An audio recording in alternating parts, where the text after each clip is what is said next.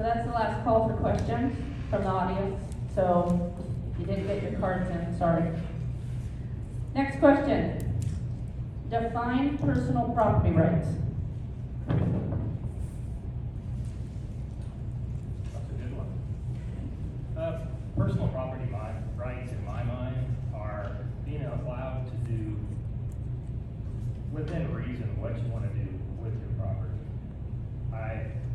I think anybody should have the ability to do what they deem fit, as long as it doesn't adversely affect their neighbors, health-wise, noise, whatever those situations may be. Public eyesores, I mean, just, there are many situations that your property rights, I don't think apply, but as a whole, I agree that an individual should be able to do the majority of things that they really desire to do with their personal property. And as I said before, as long as it doesn't somehow adversely affect health-wise property, or even affect their property values. Thank you.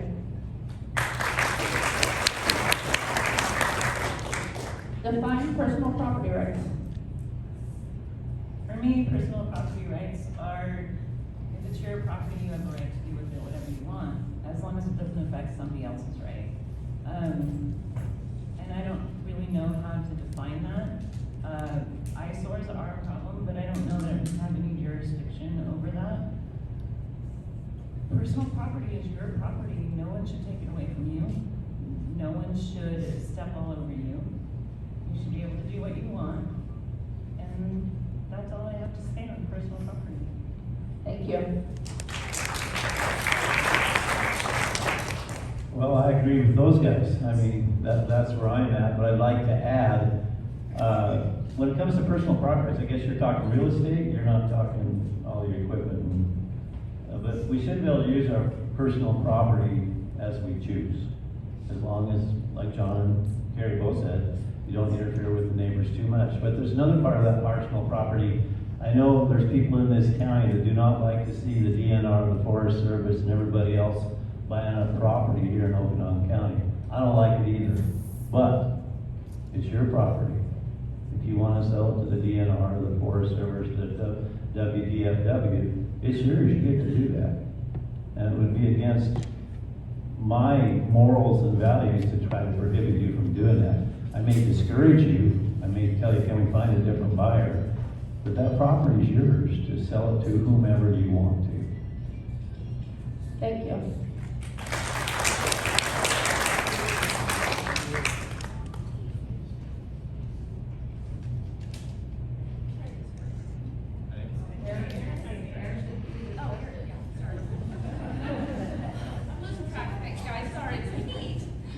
So personal property, it's all been said already, it's your property, you should be able to do what you want. I don't want to see that folks are misusing that, or, I mean, it's already been said, eyesores of folks around, crazy parties, neon lights flashing, lots of noise, freon and oil dumps in the middle of your place. I grew up seeing that, but it's against the law these days. I don't understand the point of personal property if you can't do with it as you wish. It's the point of buying it and owning it and being taxed for it. If it's not going to be yours to do with what you wish, then we should all just be living on the DNR or Forest Service and throw a cabin somewhere. But that's not the case. It's our property, and we can promote it. Thank you.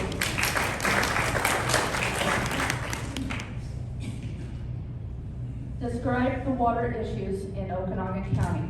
Touch on both the Methow Basin and Okanogan Basin.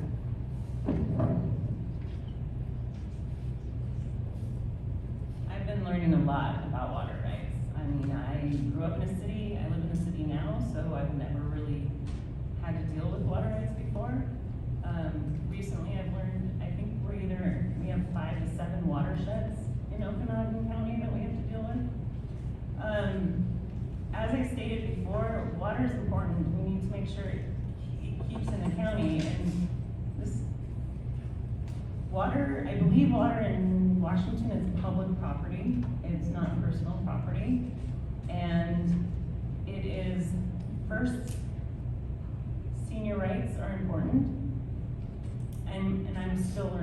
so much about water rights. So water's important, we need to keep it here. I don't know that much about the Manhow Valley, but I know there's been some issues. I also was on the commissioners meeting this morning and heard that they're going to possibly put a moratorium in Tunk Valley as well. So I am learning about that. I don't have all the answers, but I will soon. Thank you. Describe the water issues in Okanogan County. Touch on both the Manhow Basin and Okanogan Basin. Well, I need to vote up on that a little better, but the water right issues in Okanogan County are getting to be very serious. They're putting moratoriums in places and not allowing home development and building. And you got a personal property right there, and there's still exempt wells. People need to be able to build their home, buy their 20 acres of God's country out here in Okanogan County, and come up with water to live on. The Manhow Basin, there's a lot of people there now, and there's lots of people fighting for that water. There's a couple of outside groups, can't remember the name of that one, that would like to see a lot of that water go downstream, and we need to fight to keep it here. I have 15 seconds. Water rights are going to be very crucial in the very near future, because we're going to have to keep it, or it's going to go to California or Oregon or somewhere, and you folks, are, your kids and grandkids will have a hard time doing anything.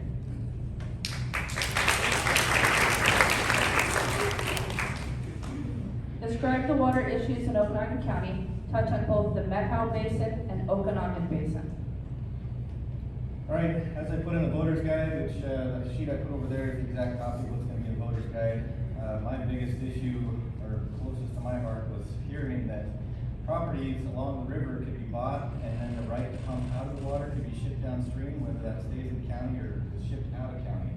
I really don't want to see our right to pump out of the river shipped out of county or away from North County or Mid County. I want the whole county to be able to be farmland, to be primary industry. I don't want to see orbits and askets, Riverside OMAC lose out on that kind of income and support. When I heard about this issue, I went to sit in on a meeting with the water committee of the county, and there was an issue being talked about there where somebody bought property in the Manhow, and then the neighbor said, filed a suit and didn't want them pumping out using their pivot to water their field because it was a private well. I never did hear at the end how it came out. I think that they were not allowed to pump out of there because it hadn't been used in 5 years. Water's an issue for sure. Thank you.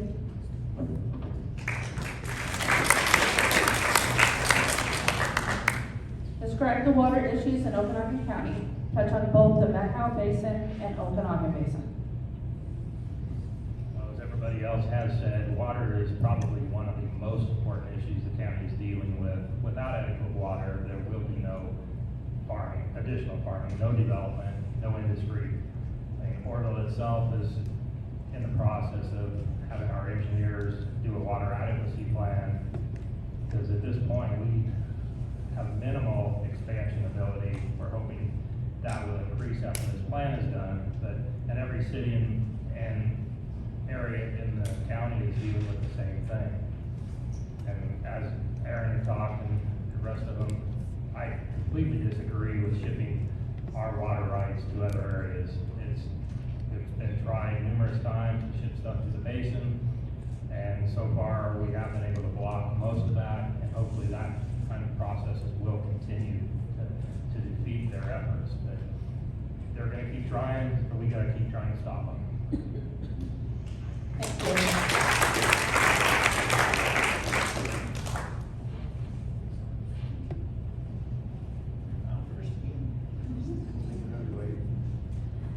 How would you deal with litigation on the county level?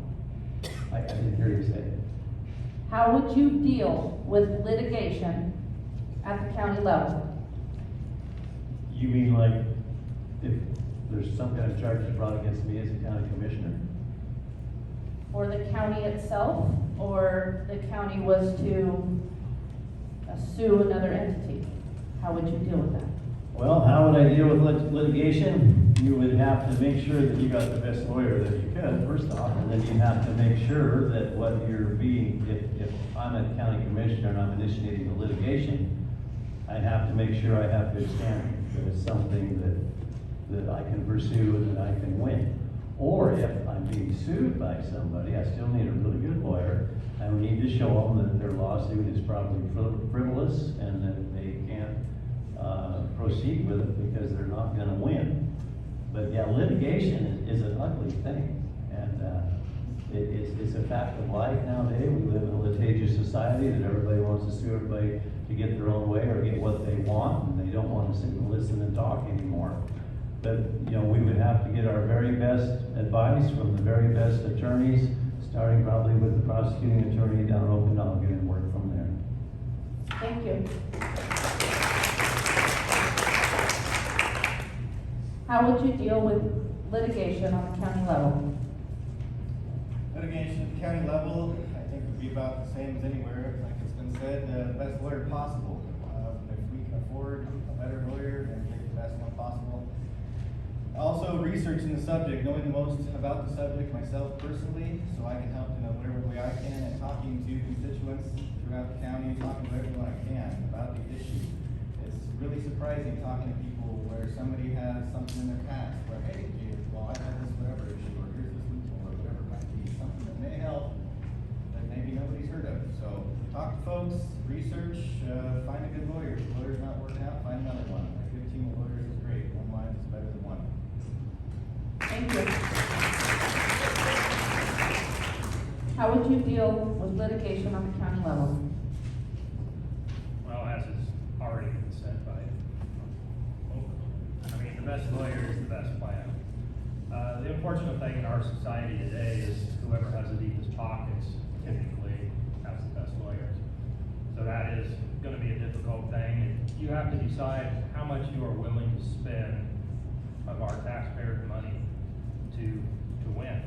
And if it's worth that, I mean, so many times we settle out of court, which I despise, but economically it makes sense a lot of times. And is it the right answer? No, because it just opens the door for that process to continue. But sometimes it is the best answer. But as is, I will repeat again, I mean, the best lawyer is the best option. It's not always the most financially available option, but it is the best option. Thank you. How would you deal with litigation on the county level? Well, first of all, I would hope it would never go to litigation. I'm hoping that we can have some open, honest, and respectful conversations before it gets there. But if it does get to litigation, I'm just gonna repeat what they said. We need good attorneys, we need good advice. Nobody up here is an attorney. We can read the laws, but we don't honestly, sometimes I don't understand the law. I have to read it 5 or 6 times and then ask somebody else to maybe clarify a few things for me. And that's what I would do. I would make sure I surrounded myself with a good team who understood what was going on and make sure that team included some very good lawyers and then go from there. And that's it. Thank you.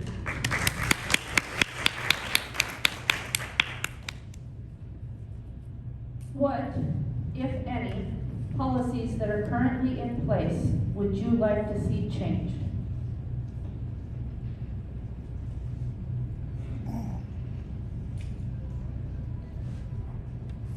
Wow. Here I am with I'm the first one in the lineup, and, you know, the water rights, like I said, that concern me, shipping them downstream, buying property and separating the water rights to pump out of the river, that is what I would like to see change. Like I said, primary industry is key. We need primary industry, otherwise we're a service industry. We need something to support the people. Water rights are huge. I guess downstream from that, maybe the amount somebody can pump out of it, but that's a whole other can of worms. So I don't want to see water rights leave the county. I'd like to see water rights stay in place and the property they're on. And if they're to be moved, talk to folks around that area. If that's what's best for that community, to move them to a property nearby, then talk to the folks in that area to see if it's what's best. Thank you.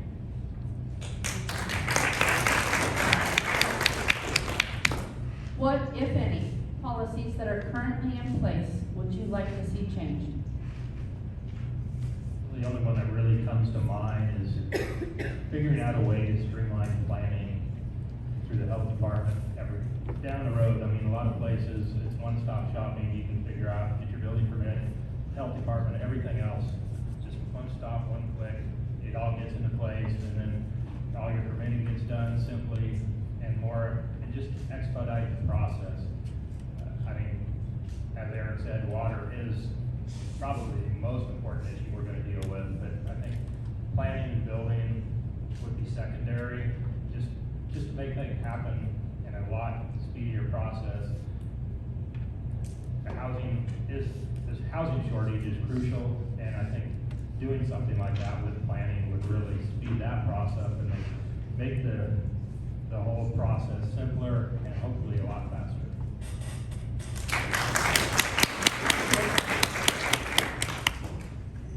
What, if any, policies that are currently in place would you like to see changed? I recently had a conversation with someone who works in public works about the roads, and he said that their budget for road, to fix the roads and stuff, hasn't changed in 15 years.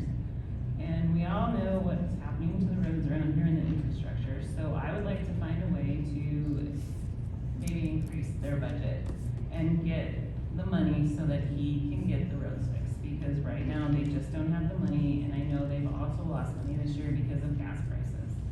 So we need to make sure that, yes, we need roads. We've stated why we needed roads, but they need the money to be able to fix the roads. So that's one policy I would really, really like to look at. Thank you. What, if any, policies that are currently in place would you like to see changed? Well, right now tonight, I don't have any policies that are burning a hole in my brain, but I do practices. Numerous people, since I've declared my candidacy, have talked to me about the planning department, and I know that the assessor and everybody, they've made some moves down there to streamline that a bit. But I think, as an elected official, and all the employees that we have down there, we all need an attitude adjustment. We work for you guys. We're supposed to work for you.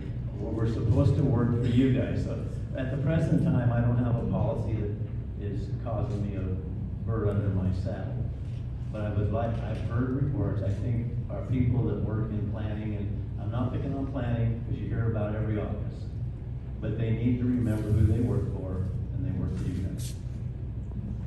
Thank you.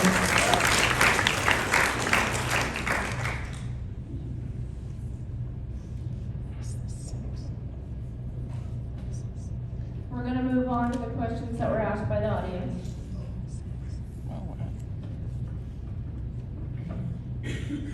How would you go about improving our forests?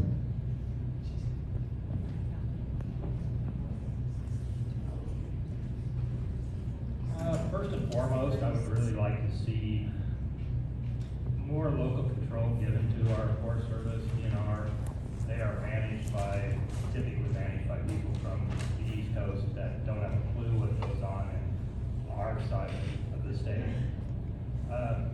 Just giving them more free reign to do forest management, do whatever cutting is needed, thinning, clearing. I mean, that's one of the biggest things. That's why we have the forest fires we had last year when we had the one up around Bonaparte. I was talking to one of the crews from back east. He said the duff under the trees was over 2 feet thick.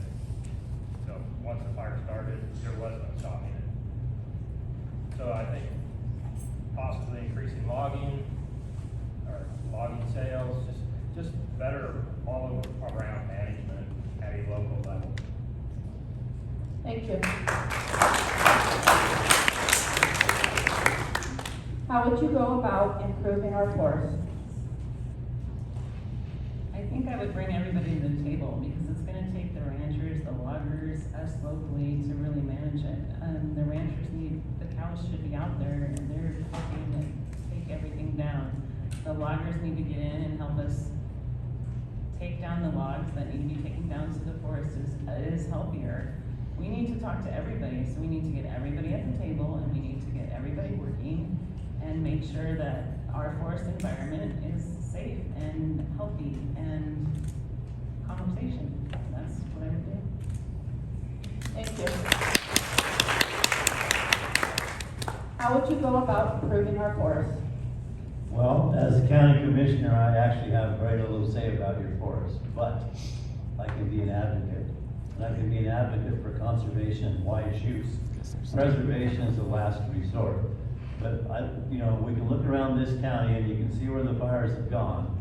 The forests that have been managed, they've been grazed, they've been thinned, they've been logged.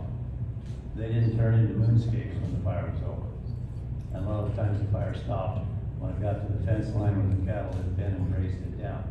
But as your county commissioner, I would advocate with the DNR, the Forest Service, and WDFW, and the rest of the alphabet soup, that we need to do conservation and wise use and use every tool we have available to help keep the forest healthy and clean. Thank you. Thank you. How would you go about improving our forests? Like Lloyd had said, county commissioner, it's not the role of the county commissioner to do that, but working with folks, talking to folks, advocating for cattle out in the mountains and logging.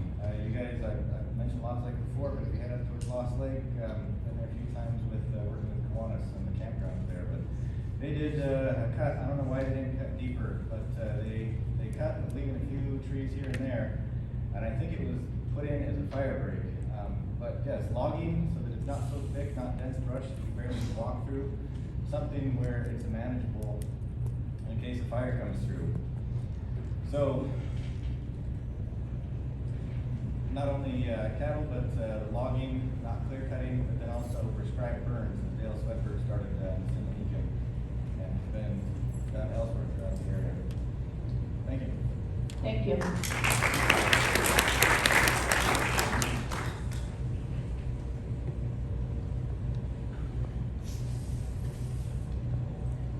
Do you understand the principle of coordination between the county and other entities?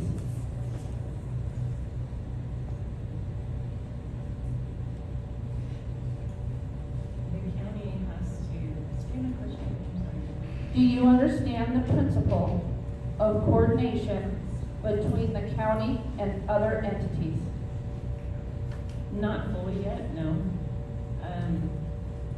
But I do know it's vital for the counties to work with the cities and the townships. I know they work a lot closely with the state and the congressmen.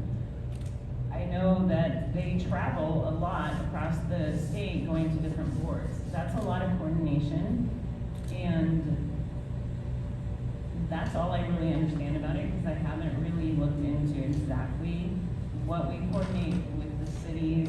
And I mean, I know in Temascat's asking to extend their border, and they're working with the county on that.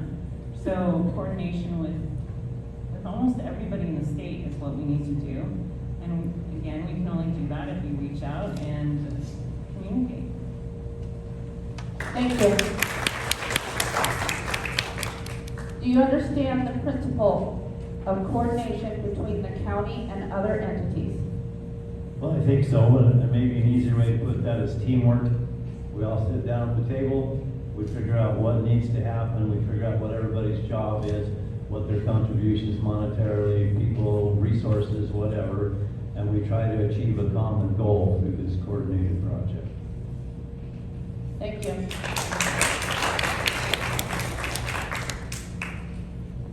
Do you understand the principle of coordination between the county and other entities?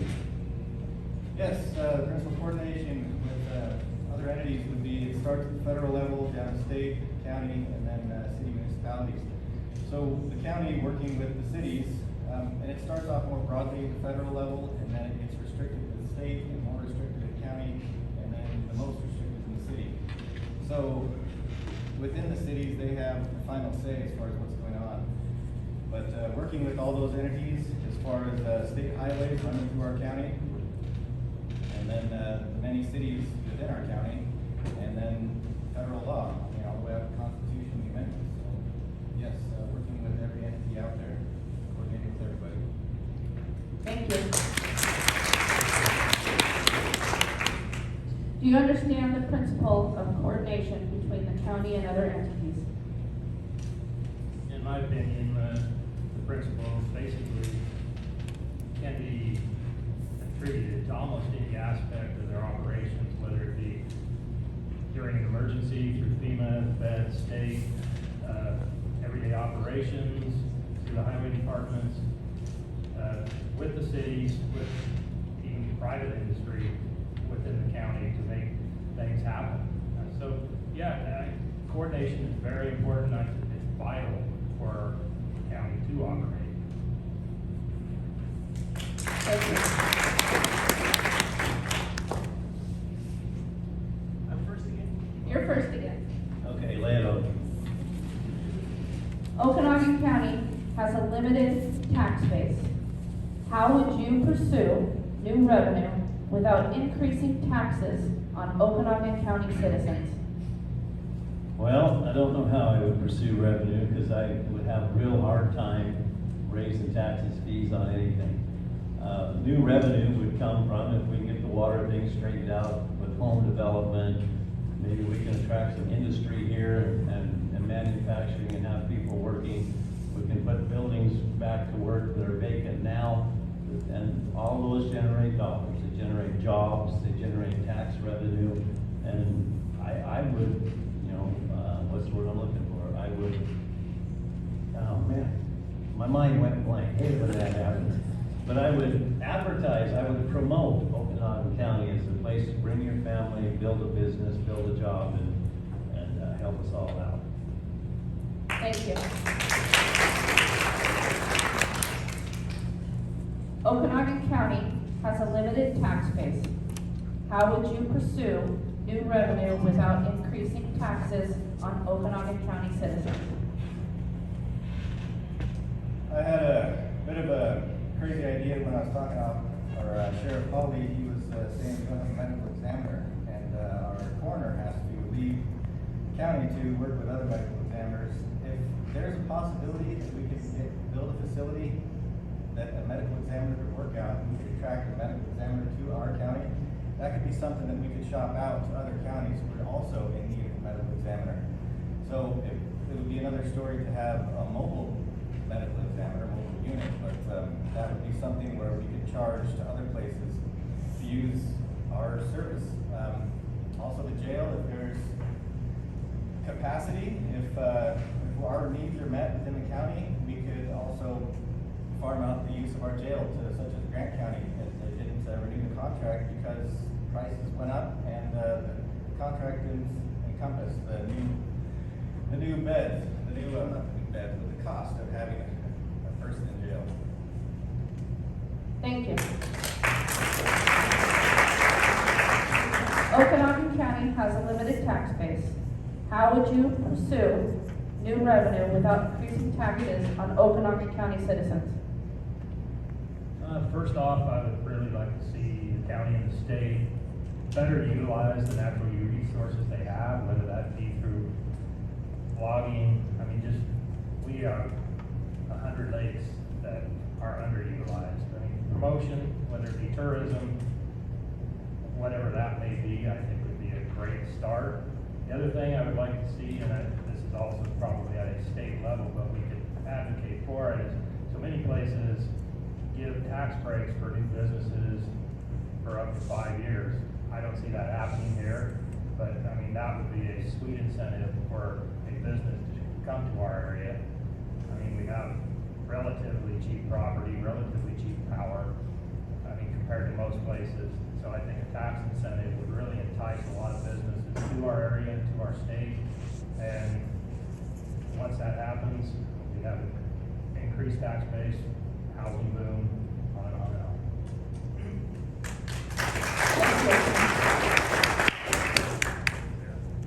Okanogan County has a limited tax base. How would you pursue new revenue without increasing taxes on Okanogan County citizens? Well, I agree with